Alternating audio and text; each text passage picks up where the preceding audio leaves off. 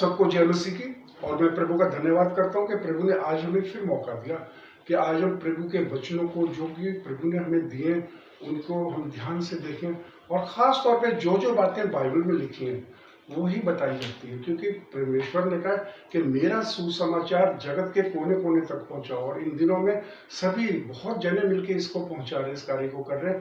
प्रभु सबको बहुत आशीष दे, लेकिन कुछ बातें ज़रूरी हैं जो कि प्रभु ने बताई हैं, उन चीज़ पे भी हमें बहुत ध्यान देना है। मैं प्रभु का धन्यवाद करता हूँ आज के दिन के लिए कि आज जो उसने मौका दिया। और आज का वचन शुरू करने से पहले हम सब अपनी आंखों को बंद करेंगे और उससे प्रार्थना करेंगे। महान पिता परमेश्वर, तेरा धन्यवाद करते हैं आज के दिन के लिए जो तूने हमें दिया। पिता परमेश्वर, आज का सुंदर दिन तूने हमारे लिए बनाया। पिता परमेश्वर, मैं तेरा बहुत बहुत धन्यवाद करता हूँ। पिता परमेश्वर, महान पिता परमेश्वर, इस वक्त तो हमारे बीच में तूने कहा है कि जहाँ दो जन मिलके भी मेरा नाम लोगे मैं तुम्हारे बीच में हूँगा। पिता परमेश्वर, तेरा बहुत बहुत धन्यवाद। जो भी आज वचन है पिता परमेश्वर, जो तू हमसे बात करना चाहता है अपने वचनों के द्वारा करता है। पिता परमेश्वर, तेरे वचन बहुत ही असरदार होते हैं। जब तेरे वचन हमारे कानों में पड़ते हैं, जब हम उन्हें ग्रहण करते और उनके ऊपर अमल करते तो बहुत आशीष पाते हो, बहुत आशीष पाते। पिता परमेश्वर, जिन्होंने तेरे वचनों को अमल किया पिता परमेश्वर, उन्होंने बहुत कुछ हासिल किया और तूने उन्हें बहुत ऊंचे से ऊंचे स्थान पे लेके गया। पिता परमेश्वर, महान पिता परमेश्वर, तेरा बहुत बहुत धन्यवाद करता हूँ। तेरे वचनों से शैतान भागता है पिता परमेश्वर, तेरे वचनों को नहीं सुन सकता पिता परमेश्वर। महान पिता परमेश्वर, तेरा बहुत बहुत धन्यवाद करता हूँ। इस वक्त मैं पूरे संसार के लिए प्रार्थना करता हूँ पिता परमेश्वर, जिसको पूरे संसार को तेरे वचनों की जरूरत है पिता परमेश्वर। जगह जगह बीमारी आ रही है, परेशानी आ रही है, महामारी आ रही है, बाढ़ आ रही है पिता परमेश्वर, बहुत जीवन नाश हो रहे पिता परमेश्वर।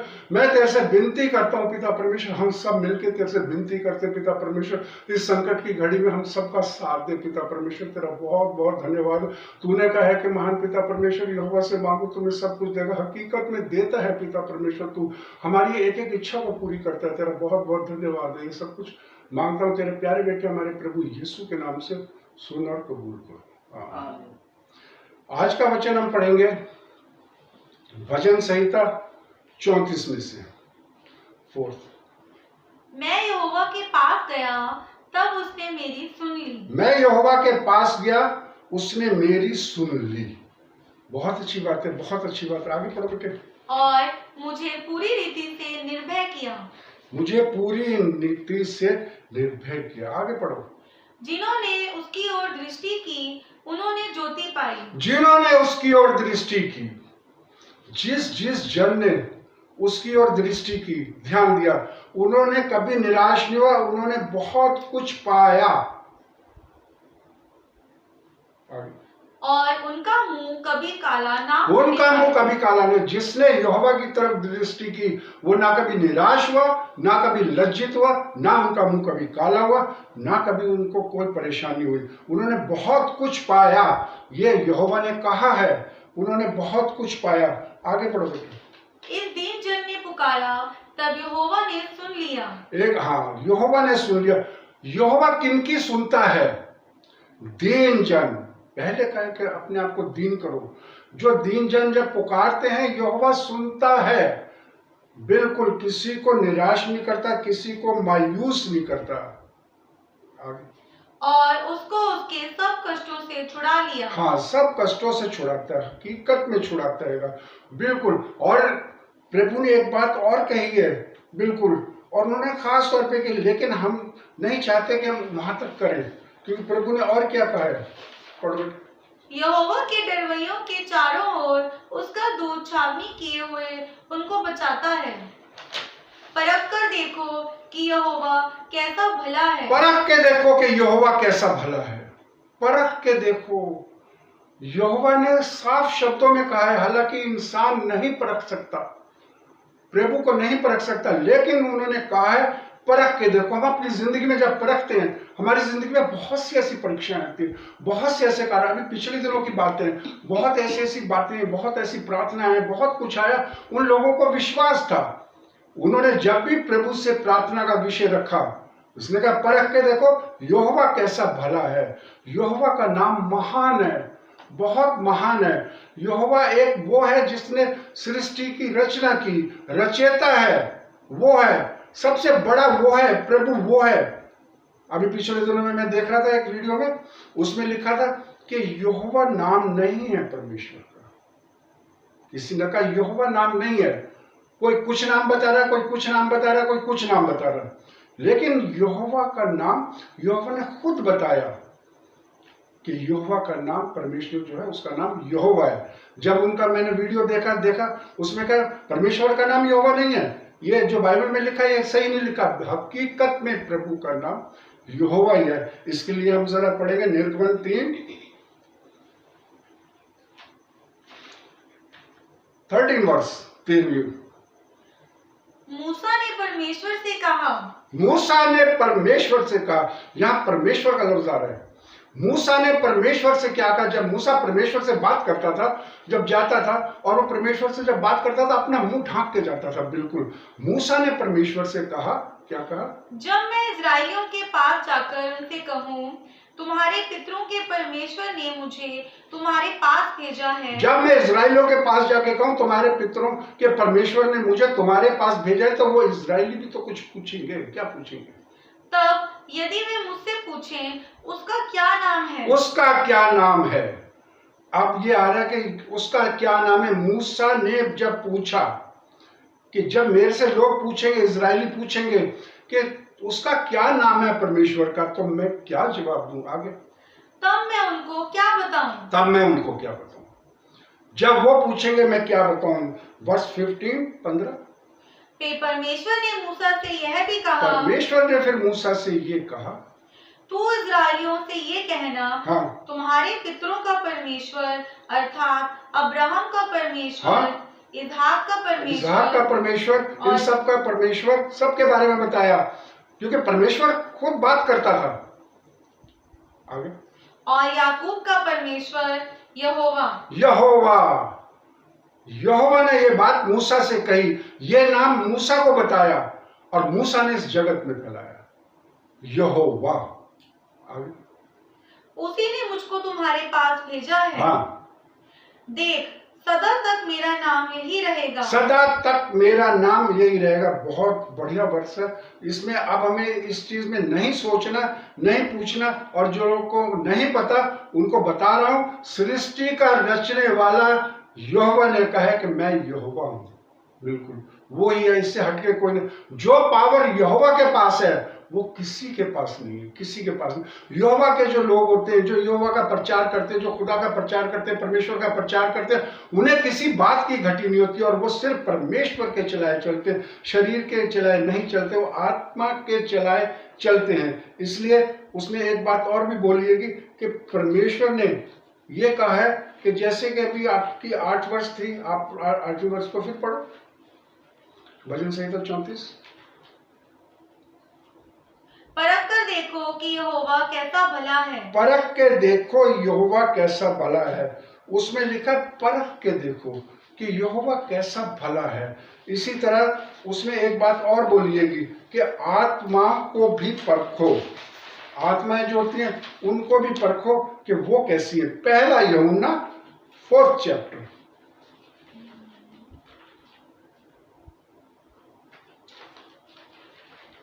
पहला।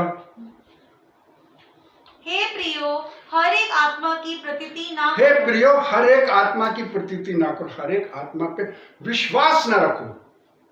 हर एक आत्माएं बहुत है, हर इंसान में आत्मा होती है, हर इंसान में। अब हमने ये देखना कि ये आत्मा परमेश्वर की तरफ से है कि यह किसी और की तरफ से है।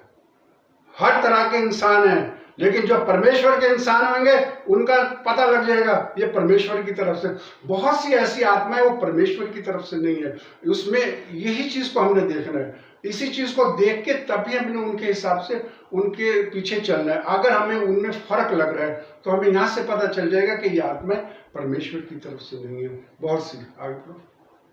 वरन आत्माओं को परखो कि वे परमेश्वर की ओर से है कि नहीं। आत्माओं को परखो, ये हमारा फर्ज बनता है कि आत्माओं को परखो कि ये परमेश्वर की ओर से है या नहीं। बिल्कुल बहुत से ऐसे लोग आज भी नहीं मानते यहोवा को, आज भी नहीं मानते।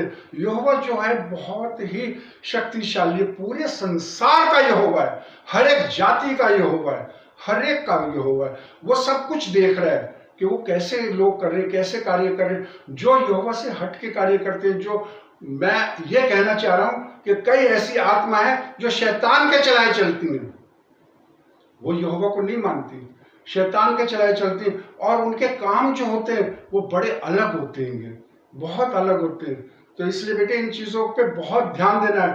पढ़ो। क्योंकि बहुत से झूठे भविष्यवक्ता जगत में निकल खड़े हुए हैं। परमेश्वर का आत्मा तुम इस रीति से पहचान सकते हो, जो आत्मा मान लेती है कि यीशु मसीह शरीर में होकर आया है, वह परमेश्वर की वो ओर से है। परमेश्वर की ओर से है। जगह जगह प्रचार हो रहा है, जगह जगह बातें हो रही है। बिल्कुल जो ये मान लेते हैं कि जीसस आया है, बहुत से लोग आज भी नहीं मान रहे जीसस आया, और वो भी खूब प्रचार कर रहे, धार्मिक प्रचार कर रहे। जो यहोवा है वो कभी भी पक्षपात नहीं करता, वो सब लोगों को देखता हैगा, सब लोगों को देखता है कि कौन क्या कर रहा है, कौन क्या नहीं कर रहा है। वो किसी का पक्षपात नहीं करता। लेकिन जो अच्छे काम करता है, चाहे वो किसी भी जात का है, अगर वो बुरे काम कर रहा है उसको दंड देगा, चाहे किसी भी कास्ट में कोई भी है, मसीह है, गैर मसीह कोई भी है, उसको दंड देगा। लेकिन जो अच्छे काम करता है उसको वो आशीष देता है। इसके लिए हम पढ़ेंगे प्रेरितों के काम 10:34-35।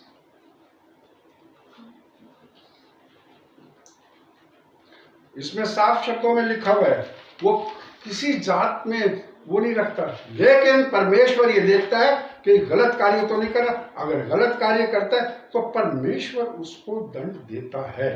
पढ़ो। तब पतरस ने कहा, अब मुझे निश्चय हुआ कि परमेश्वर किसी का पक्ष नहीं करता। परमेश्वर किसी का पक्ष नहीं करता, हकीकत में नहीं करता, चाहे वो किसी भी कास्ट का। अगर वो गलत चलेगा, अगर उसके अंदर ऐसी बातें होंगी, तो परमेश्वर उससे नाराज हो जाएगा, नाराज हो जाएगा। आगे पढ़ो।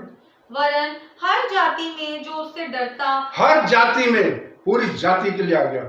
परमेश्वर एक ही है, यहोवा। पूरी जातियों पे उसका अधिकार है, पूरी जातियों पे उसका अधिकार है, वो ही है। और उसका जो निवास स्थान है, कई बार हम सोचते हैं कि परमेश्वर रहता कहाँ है, परमेश्वर कहाँ रहता। हकीकत में उसका निवास स्थान भी बहुत ही अच्छा है, और परमेश्वर ही तो आत्मा है। आत्मा जो हमारे शरीर में है, बिल्कुल हमारे शरीर में। आगे पढ़ो। जो उससे डरता और धर्म के काम करता है, वह उसे भाता है। वो उसे भाता है, बिल्कुल। अभी हम पढ़ रहे थे आत्माओं को परखो। हकीकत में जो आत्माएं अच्छा काम कर रही हैं, इस धरती के ऊपर लोगों को दिखा रही हैं, अच्छा काम कर रही हैं, वो सब परमेश्वर की ओर से हैं। और जो गलत काम करते हैं वो परमेश्वर की ओर से बिल्कुल नहीं होते, बिल्कुल नहीं होते। इसमें लिखा हुआ है, साफ शब्दों में लिखा हुआ है कि परमेश्वर तो आत्मा है। यूहन्ना 8:44-45। जो उससे हट के चल रहे हैं, उनके काम क्या है, उनकी निजी जिंदगी में मैं देखता हूं बहुत से लोग परमेश्वर की निंदा करते हैं, यहोवा की निंदा करते हैं, लेकिन उनको नहीं पता ये सबको दंड देगा, किसी जात को नहीं देखेगा, किसी को नहीं देखेगा। तुम अपने पिता शैतान से हो। तुम अपने पिता शैतान से हो। जिनके कार्य शैतानी वाले हैं, उनका पिता स्वर्गीय पिता नहीं है। जिनके कार्य शैतानी वाले, मैं बहुत देखता हूँ, बहुत लोग करते हैं, खूब प्रभु की बातें करेंगे, खूब प्रभु की बातें करेंगे, लेकिन उनके अंदर कुछ वो बातें होती हैं जिनको नहीं पता वो किसके चलाए चल रहे हैं। उनमें वो उन्होंने काम करे होते हैं, वो काम करे होते हैं, जिससे वो उजागर होते हैं, वो काम।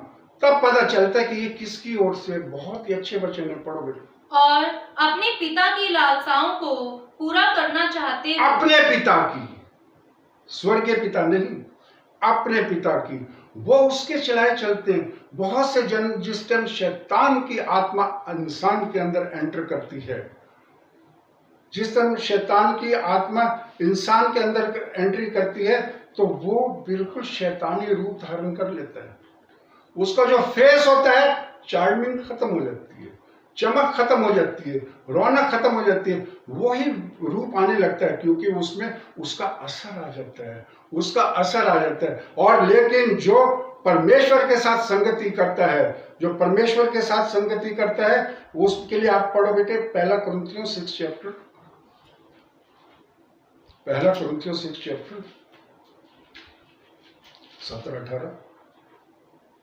और जो प्रभु की संगति में रहता है, जो प्रभु की संगति में रहता है, जो प्रभु की संगति में रहता है, वो क्या होता है? आप लोग प्रभु की संगति में हो, आप प्रेयर कर रहे हो, आज वचन बोले जा रहे हैं, आप लोग सुन रहे हो, ये किसकी संगति है? प्रभु की संगति है। जो प्रभु की संगति में रहते हैं, जब प्रभु की संगति में होते हैं और प्रभु से के वचन बोले जाते हैं, आपको सोचने की जरूरत नहीं मैंने क्या बोलना क्या नहीं बोलना, क्योंकि वो आत्मा से आत्मा मेल खाती है और एक हो जाती है। क्या कभी वह उसके साथ एक आत्मा हो जाता है। वो उसके साथ एक आत्मा हो जाता है। जब परमेश्वर के साथ लिंक बनते हैं, एक आत्मा हो जाता है, एक आत्मा हो जाता है, और वो कभी भी गलत काम नहीं कर सकता। जब इंसान परमेश्वर के, जिसके अंदर परमेश्वर का आत्मा है, क्या आप लोग मान सकते हो कि वो ऐसा काम करेगा? क्या आप लोग मान सकते हो? नहीं मान सकते। यूहन्ना 8 को जो आप पढ़ रहे थे उसे जारी रखो। वह तो आरंभ से हत्यारा है। वो आरंभ से हत्यारा है। बहुत से ऐसे होते हैं परमेश्वर का नाम ले रहे, सब कुछ करें, लेकिन बाद में पता चलता है कि बातों से, अरे ये तो हत्यारा है, इसने हत्याएं की हुई है, इसने प्रूफ खत्म कर दिए। वो काम कर रहे हैं, उसकी गलती पकड़ी जा रही है, वो प्रूफ पे प्रूफ खत्म करे जा रहा है। कितने ऐसे होते हैं जो प्रभु का प्रचार करते हैं, मैं खुल के कह रहा हूं, कितने प्रभु का प्रचार करते हैं, वो अपने गलत कार्यों को जब छुपाते हैं और जब उनके गलत कार्य उजागर होते हैं तो वो क्या क्या काम करते हैं, क्या क्या उनके बीच में, तब वो काम करते हैं। वर्ष दोबारा पढ़ो। वह तो आरंभ से हत्यारा है। शैतान आरंभ से हत्यारा है। जब कोई हत्या करता है, ये करता है, उसमें परमेश्वर का आत्मा नहीं होता। परमेश्वर का आत्मा कभी कोई गलत काम नहीं करवाएगा। परमेश्वर के आत्मा जो होएगा वो सिर्फ जैसे प्रभु चाहता है वैसे काम कराएगा। लेकिन जब इंसान में शैतान का आत्मा आता है, शैतान में आता है, रूप बदल जाता है उसका, उनकी शक्लें बदल जाती हैं। आप उन लोगों को देखो कि जो के हत्यारे हैं और क्या है, और सत्य पर स्थिर ना रहा। सत्य पे स्थिर ना रहा, झूठ पे झूठ, झूठ पे झूठ, झूठ पे झूठ बोले जाएगा। जब उनको अदालत में लेके जाएंगे, वहां पे भी लोगों को कहते हैं झूठ मत बोलो, सत्य पे चलो, वहां झूठ पे झूठ, झूठ कसम खा लेंगे धार्मिक ग्रंथ पे भी हाथ रख के कि मैं झूठ नहीं बोलूंगा। सब कुछ जीसस ने कभी ऐसे लफ्ज नहीं बोले, कभी भी गलत नहीं बोला, कभी भी नहीं। जो बोला सब कुछ सत्य बोला और अपनी इच्छा से कुछ भी नहीं बोला, जैसे परमेश्वर ने कहा था, क्योंकि उनके ऊपर आत्मा रखा था परमेश्वर ने, जैसे कि हम पिछले दिनों में पढ़ चुके हैं। इसलिए जिस पे परमेश्वर का आत्मा है वो कभी इस तरह नहीं करेगा और सिर्फ प्रभु के उसके ऊपर चलेगा। और इंसान के लिए अभी मैंने आपको बताया था, उसका रूप धीरे धीरे धीरे धीरे शैतान का रूप, क्योंकि उसके अंदर शैतान का बीज है, उसका पिता शैतान है। आगे बढ़ो। क्योंकि सत्य उसमें है ही नहीं। सत्य उसमें है ही नहीं, झूठ पे झूठ बोल रहा है। हम देख रहे हैं झूठ पे झूठ, झूठ पे झूठ। अरे भाई, तुम लोगों को सिखाते हैं सत्य बोलो, सत्य बोलो, और खुद झूठ पे झूठ बोल रहे। क्यों? डर है। किस बात का डर है? कि हमें दंड ना मिले। हकीकत में प्रभु ने कहा है, मैं ऐसे लोगों को दंड दूंगा।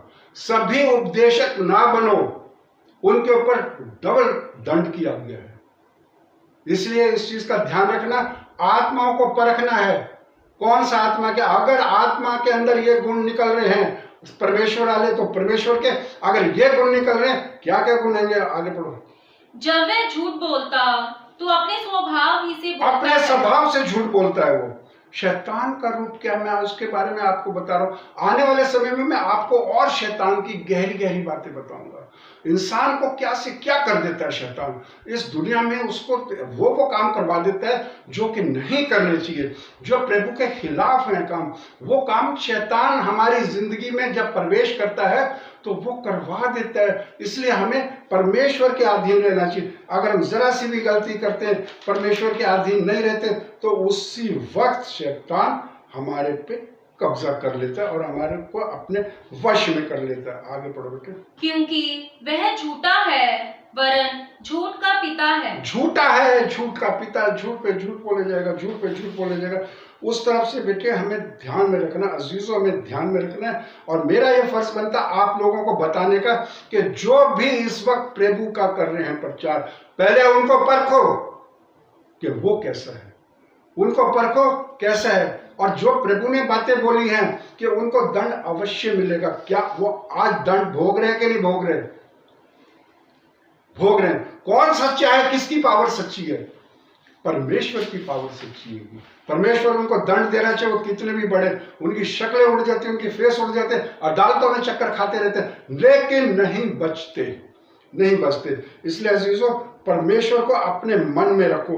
परमेश्वर जो है, परमेश्वर आपके मन में रहता है, और परमेश्वर जो है बहुत अच्छे कार्य करता है। इसलिए याकूब 4:7 वर्ष में परमेश्वर के अधीन हो जाओ।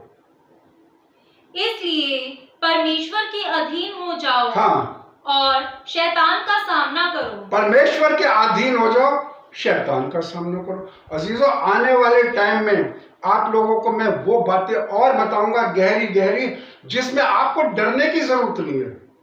बहुत लोग डरते हैं कि शैतान ये कर देगा, कुछ नहीं कर सकता। मैं आपको फिर कह रहा हूं, कुछ नहीं कर सकता। आपकी जिंदगी में बहुत लोग शैतान के द्वारा बहुत आपको नुकसान पहुंचाते हैं। बहुत लोग मैं देखता हूं कई दफा कहते हैं कि जादू कर दिया, टोना कर दिया। अरे ये सब काम शैतान के हैं, लेकिन प्रभु के अधीन हो जाओ। आगे पढ़ो। और शैतान का सामना करो, और शैतान का सामना करो, वचनों के द्वारा शैतान का सामना करो, तो वह तुम्हारे पास से भाग निकलेगा। तो वो तुम्हारे पास से भाग जाएगा।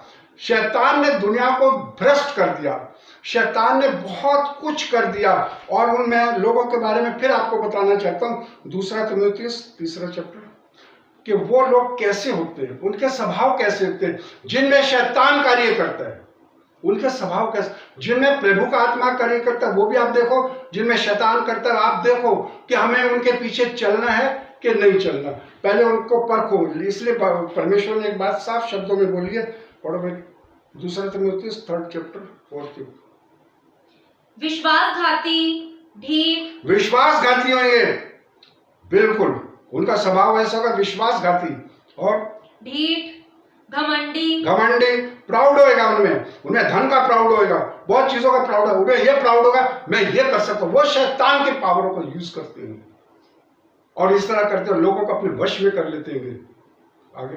और परमेश्वर की नहीं वरन सुख विलास ही के चाहने वाले होंगे। परमेश्वर की उन्हें कोई चिंता नहीं थी। सुख विलास में बहुत कुछ देखते हैं, बहुत अच्छे वस्त्र धारण कर लेते हैं, बहुत कुछ कर लेते हैं, और वो ये दिखाते हैं कि मैं परमेश्वर का जन हूं। अरे परमेश्वर के जन ऐसे नहीं होते। परमेश्वर के जनों में बहुत खूबी होती है, बहुत खूबी होती है। उन चीजों को परखो। आज का विषय यह है कि परखो पहले कि हम किनके पीछे चल रहे हैं। अगर वो ही हमारा ऐसा है तो कहीं हम खड्डे में तो नहीं गिरते। अंदर देखो मार्ग नहीं दिखा सकता, दोनों खड्डे में गिरेंगे, बाइबल बताती है। आगे पढ़ो। वे भक्ति का भेष तो धरेंगे, भक्ति का भेष तो धरेंगे, पर उसकी शक्ति को ना मानेंगे। उसकी शक्ति को नहीं मानते, उनको नहीं पता।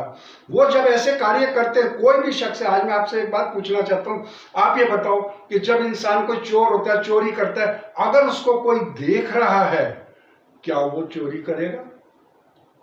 कोई ताला तोड़ेगा? आप खुद देखो, अगर उस शख्स को कोई जन देख रहे हैं और उसे पता चल जाए मुझे देख रहा है, वो कभी चोरी नहीं करेगा। इनके आंखें अंधी हो चुकी हैं, इन्हें पता है हमें कोई नहीं देख रहा, गुनाह करो, हत्या करो, क्या क्या करते हैं। आगे पढ़ो। ऐसों से परे रहना, ऐसों से परे रहना। इन्हीं में से वे लोग हैं जो घरों में दबे पांव घुस आते हैं। घरों में दबे पांव घुस आते हैं। बहुत कुछ देखा जा रहा है, बहुत कुछ देखा जा रहा है। और ये मैं अभी पिछले दिनों में भी देख रहा था, ये चीजें बहुत उजागर हो रही है। मोस्टली ज्यादातर जो गिरफ्त में आ रहे हैं उनमें ये खूबी है। पढ़ो बेटे। और उन दुर्बल स्त्रियों को वश में कर लेते हैं। उन दुर्बल स्त्रियों को वश में कर लेते हैं, उन्हें अपने करीब बुला लेते हैं, वश में कर लेते हैं और उनकी जिंदगी बर्बाद करते हैं। ये वो लोग हैं, ये कभी परमेश्वर के जन हो ही नहीं सकते। और जो परमेश्वर ने कहा कि मैं इन्हें दंड दूंगा, मैं नहीं जानता परमेश्वर ने उन्हें किस किस को दंड दिया, नहीं दिया, कैसे दिया, लेकिन वो सुन रहे। उनको अकल तब आती है जब वो दंड भोग रहे होते, तब उन्हें पता चलता है कि हमें ऐसा नहीं करना चाहिए था। अजीजों, परमेश्वर उनको दंड देगा। इसलिए परमेश्वर ने कहा है, परमेश्वर के अधीन हो जाओ, भाग जाएगा शैतान, बिल्कुल भाग जाएगा। परमेश्वर एक एक जन को देखता है। भजन संहिता 33:14, एक एक जन को निहारता है, एक एक जन को निहारता है कि धरती पे मेरे जन क्या क्या काम कर रहे हैं। सबका लेखा जोखा उसको पता है, कोई बात नहीं छुप सकती। और जो परमेश्वर के जन है उनको बहुत आशीष देगा, बहुत उनको इस्तेमाल करेगा। जो एंटी है उनको नाश करेगा बिल्कुल। अपने निवास के स्थान से वह पृथ्वी के सब रहने वालों को देखता है। अपने निवास के स्थान से वो पृथ्वी के लोगों को देखता है। अपना निवास, परमेश्वर का निवास स्थान कहाँ है? अपने निवास स्थान से पृथ्वी को देखता है। परमेश्वर का निवास स्थान स्वर्ग है। यशायाह 66 में भी है, परमेश्वर का निवास स्थान स्वर्ग है। वो स्वर्ग से देखता है। कई बार हम झगड़ रहे होते हैं अपने भवन के लिए, यहाँ प्रभु रहता है, यहाँ प्रभु रहता है। अरे भवन प्रभु ने तुम्हें आराधना के लिए दिए हुए, अपनी स्तुति के लिए दिए हुए, वो उन भवनों में नहीं रहता जो इंसानों ने अपने हाथों से बनाए हुए, वो उनमें नहीं रहता। उसका निवास स्थान क्या है? यशायाह 66 फर्स्ट। यहोवा यूं कहता है, आकाश मेरा सिंहासन, आकाश मेरा सिंहासन है, आकाश मेरा सिंहासन है, वो है उसका निवास स्थान।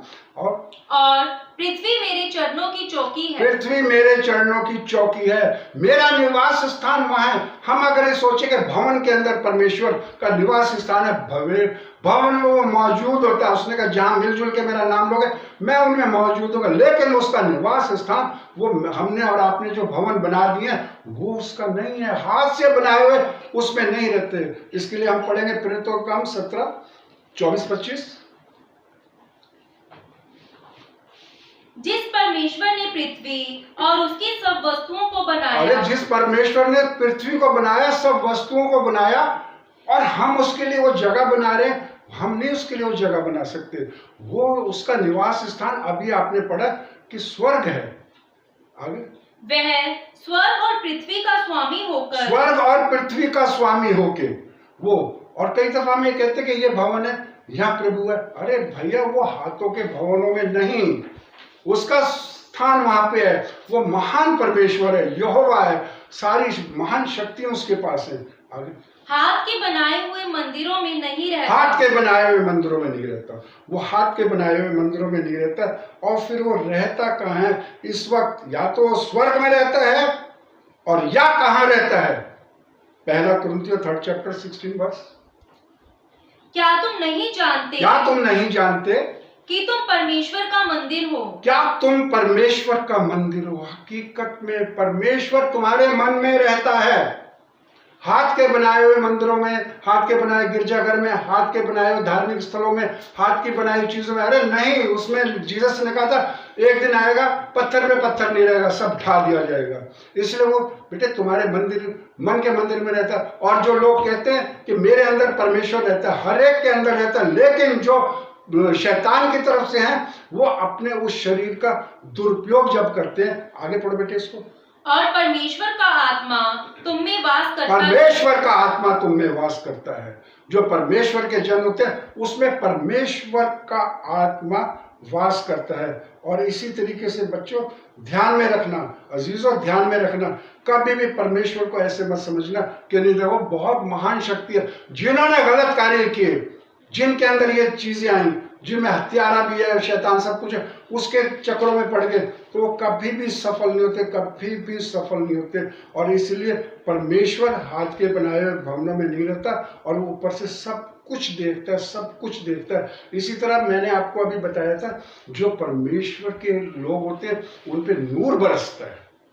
वो जब परमेश्वर की बातें करते हैं, आराधना करते हैं, उन पे नूर बरसता है। मूसा जिस टाइम परमेश्वर से बातें करता था उसके चेहरे से किरणें निकलती थी।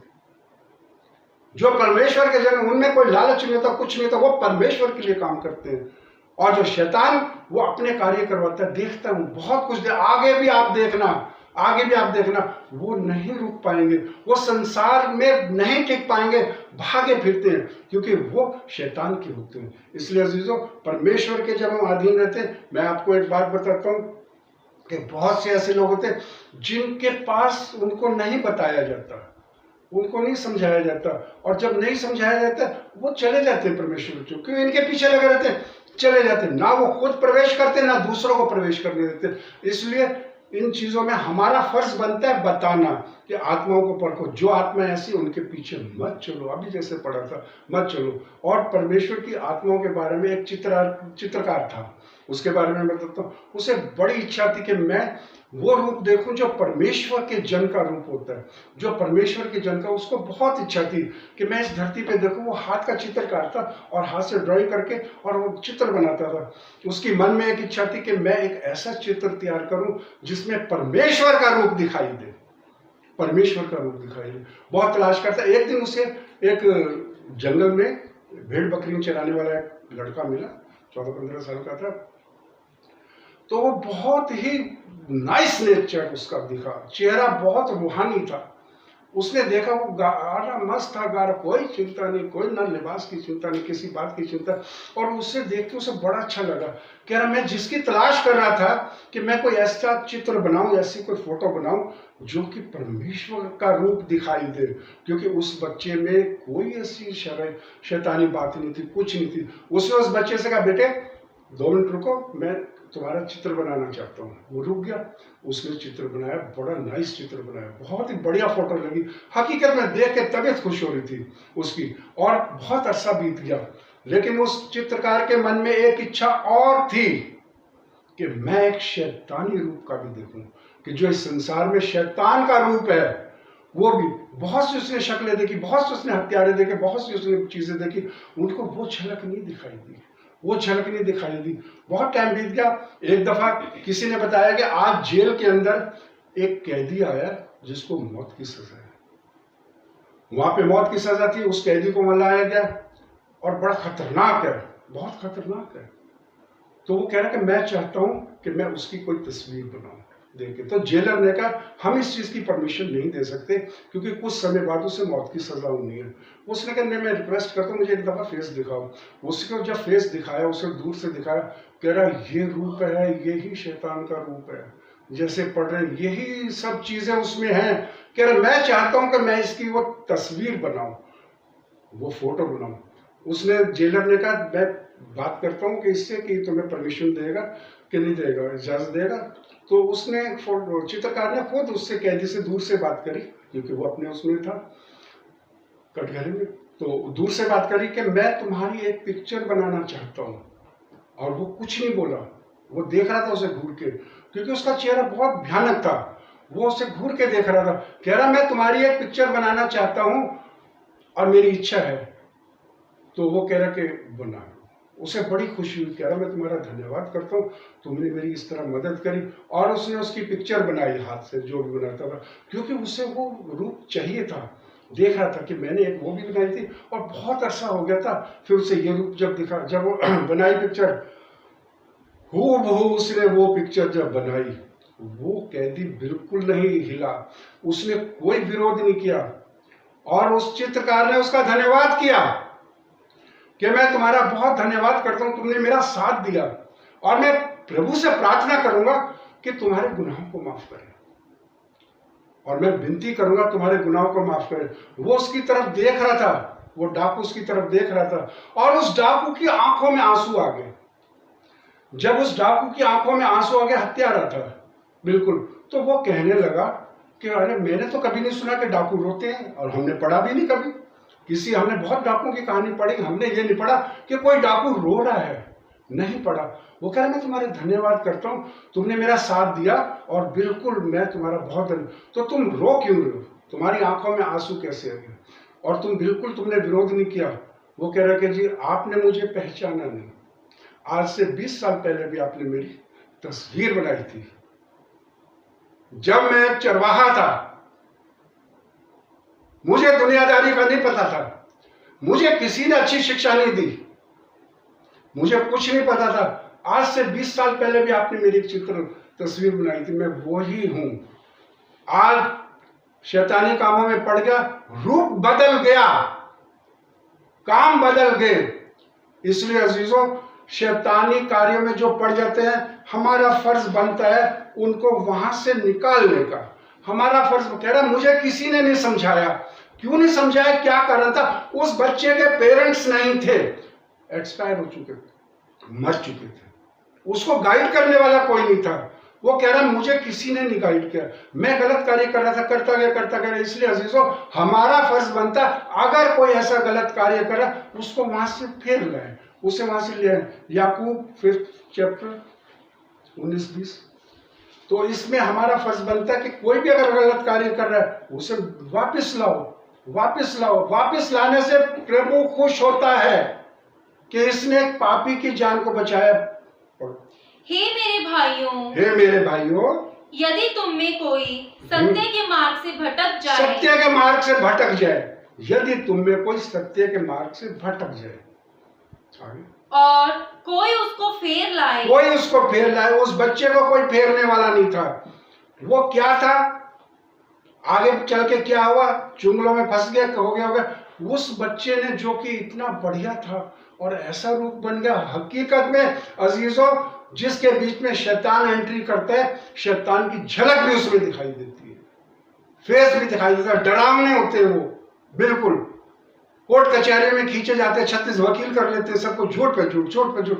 क्या बोल रहे, कौन बोल रहे हैं उनके अंदर, वो शैतान बोल रहा है। अजीजों, आत्मा को जरूर परखना, उन आत्माओं के पीछे बिल्कुल ना चलना जो कि इस तरह की है। आगे बढ़ो। तो वह यह जान ले कि जो कोई किसी भटके हुए पापी को फेर लाएगा, यहाँ पे लिखा हुआ भटका हुआ कोई पापी है, उसे फेर लाओ, उसका मन बदल दो, उसे बताओ, उसे सही मार्ग दिखाओ। कितने आज ऐसे लोग हैं उनको मार्ग नहीं दिखाया जा रहा, वो भटक गए और वो नरक की तैयारी कर रहे हैं, शैतान के साथ उसके दूत भी गिराए जाएंगे। आगे बढ़ो। वह एक प्राण को मृत्यु से बचाएगा, भटके को फेर लाओ। अगर कोई ऐसा है, जो मसीह लोग हैं, जो प्रभु के जन हैं, वो यही काम तो कर रहे हैं कि जो भटके में उनको फेर लाते हैं, उनको ले आते हैं, उनके लिए प्रार्थना करते हैं, उनके लिए माफी चाहते हैं। जैसे जीसस ने माफ करा, आज ही तू मेरे साथ स्वर्ग लोक में होएगा, वो भी डाकू था, उसे माफ किया। ऐसे अगर माफ करेंगे, उनको भटके को सही मार्ग दिखाएंगे, प्रभु बहुत खुश होता है। बहुत अच्छी वर्ष है, इस लाइन को 20 को फिर पढ़ो। तो वह यह जान ले कि जो कोई किसी भटके हुए पापी को फेर लाएगा, वह एक प्राण को मृत्यु से बचाएगा, शैतान से अलग करेगा और अनेक पापों पे पर्दा डाल देगा। अगर वो इंसान ऐसे कार्य करेगा, प्रभु का धन्यवाद हो। और आज का जो विषय प्रभु ने दिया था वो यही दिया था, हम जिसके पीछे चल रहे हैं, हम जो काम भी करें, अगर ऐसी बातें दिख रही है या हमारे मन में आ रही हैं कि तू हत्या कर, चोरी कर, हमारे अंदर परमेश्वर नहीं है। तुम परमेश्वर का मंदिर हो। परमेश्वर का मंदिर जो होता है उसे कभी भी नष्ट नहीं करना चाहिए। परमेश्वर का मंदिर बहुत एक पवित्र जगह होती है, जो उसे नष्ट करता है उससे प्रभु नाराज होता है। आपने अभी पढ़ा था 1 कुरिन्थियों 3rd चैप्टर, उसमें लिखा है प्रभु उसे भी नाश करता है। फिर पढ़ो इस लाइन को दोबारा, 1 कुरिन्थियों 3rd चैप्टर। क्या तुम नहीं जानते कि तुम परमेश्वर का मंदिर हो? और परमेश्वर का आत्मा तुम में वास करता है। बिल्कुल। यदि कोई परमेश्वर के मंदिर को नष्ट करेगा, अगर तुम्हारी आत्मा को कोई भी परेशान करेगा, क्योंकि परमेश्वर का आत्मा परमेश्वर ने तुम्हारे मन को मंदिर कहा है। बिल्कुल। अगर कोई तुम्हें परेशान करेगा, तुम्हारी आत्मा को दुखाएगा, वो अरे उसमें परमेश्वर रहता है, परमेश्वर क्या करेगा? तो परमेश्वर उसे नष्ट कर देगा। अगर किसी प्रभु के जन को परेशान किया तो परमेश्वर उसे नष्ट कर देगा, परमेश्वर उसे बिल्कुल खत्म कर देगा, अपने जन को बचाएगा। और आजकल क्या होता है, जैसे कि मैंने आप लोगों को बताया था अभी थोड़ी देर पहले, 1 कुरिन्थियों 6 चैप्टर का 17-18 जो संगति में पढ़ रहे थे, उसे अगली लाइन पढ़ो बेटा। व्यभिचार से बचे रहो। सबसे बड़ी बात है, क्योंकि सारे जो अपराध होते हैं, सारे गुनाह होते हैं, वो शरीर से हटके इंसान करता है। डकैती, चोरी, कुछ भी करे, हत्या करे, शरीर से उसका कोई ताल्लुक नहीं होता। आगे बढ़ो। जितने अन्य पाप मनुष्य करता है वे देह के बाहर हैं। जितने पाप करता है देह के बाहर है, लेकिन परंतु व्यभिचार करने वाला अपने ही देह के विरुद्ध पाप करता है। परमेश्वर का मंदिर है, तुम उस मंदिर में क्या कार्य कर रहे हो? आज कितने लोग हैं इसी झमेले में फंस गए, इन्हीं चक्रों में फंस गए, इसी चक्रों में व्यभिचार में पड़ गए और आज सलाखों के पीछे हैं। हर एक पे ये दोष लगा हुआ है, हर एक पे ये दोष लगा हुआ है। इसलिए प्रभु कभी माफ नहीं करेगा। इसलिए तुम परमेश्वर अपने आप को पवित्र रखो, हर गलत कामों से बचा के रखो और प्रभु बहुत आशीष देगा, बहुत आशीष देगा और ऊंचे से ऊंचे स्थानों पे बिठाएगा, क्योंकि इसमें लिखा हुआ है परमेश्वर उसे अपने स्थान पे लेके जाएगा, वहां बिठाएगा। तुम्हारा मन व्याकुल ना हो। मेरे पास वो जगह यूहन्ना 14 में बहुत कुछ लिखा, अंतिम समय में जिस टाइम होएगा वो वहां पे लेके जाएगा, नरक में नहीं डालेगा, बिल्कुल नहीं डालेगा। और जिस टाइम हम इस संसार से जाएंगे तो हमें लेने के लिए जीसस ने वायदा किया, यूहन्ना 14। तुम्हारा मन व्याकुल ना हो, तुम्हारा मन व्याकुल ना हो, कोई बात नहीं, चिंता ना करो किसी बात की। संसार में जब हमारा समय पूरा हो जाएगा, बिल्कुल चिंता ना करो। आगे, परमेश्वर पर विश्वास रखो, परमेश्वर पर विश्वास करो और मुझ पर भी विश्वास रखो। मेरे पिता के घर में बहुत से रहने के स्थान हैं। मेरे पिता के घर में बहुत से रहने के, जीसस के वर्डिंग है, बहुत से रहने के स्थान है। और यदि ना होते तो मैं तुमसे कह देता, क्योंकि मैं तुम्हारे लिए जगह तैयार करने जाता हूँ। और यदि मैं जाकर, जीसस ने इस धरती पे जाने से पहले ये वर्ड बोले थे। उसने हमारे लिए जगह तैयार की हुई है, जगह तैयार की हुई है। हमें कभी भी नरक में नहीं जाना पड़ेगा। बिल्कुल, जो परमेश्वर के साथ है उनको जीसस खुद लेके जाएंगे। आगे बढ़ो। और यदि मैं जाकर तुम्हारे लिए जगह तैयार करूं तो फिर आकर तुम्हें अपने यहाँ ले आऊंगा। आकर तुम्हें ले जाऊंगा। मैं आपको फिर बता रहा हूं एक बात, अंतिम समय में जब जीसस आएंगे सबको ले जाएंगे, जो ग्रेव में है सबको उठा लेंगे, जो प्रभु के जन है। प्रभु का धन्यवाद हो। प्रभु आप सबको बहुत आशीष दे। ये प्रभु के वचन है अजीजों, ये जरूरी वचन है। ये दुनिया के कोने कोने तक पहुंचे। आत्माओं को बचाओ। बहुत सी ऐसी आत्माएं भटक रही, बहुत सी ऐसी, उन्हें कोई गाइड करने वाला नहीं, सही रास्ता दिखाने वाला नहीं। आप लोग दिखाओ और इस वचन को सब्सक्राइब करो और दूर दूर तक पहुंचाओ। ये परमेश्वर का कार्य कर रहे हो। आप परमेश्वर का कार्य करोगे, बहुत आशीष मिलेगी। परमेश्वर आपको बहुत आशीष दे। आने वाले समय में मैं और गहरी गहरी बातें आप लोगों को बताऊंगा, जैसे इस बाइबल में लिखा, जैसे प्रभु चाहता है वही हम बोलते हैं, वही देते हैं। प्रभु आप सबको बहुत आशीष दे। प्रभु का धन्यवाद हो। जय मसीह।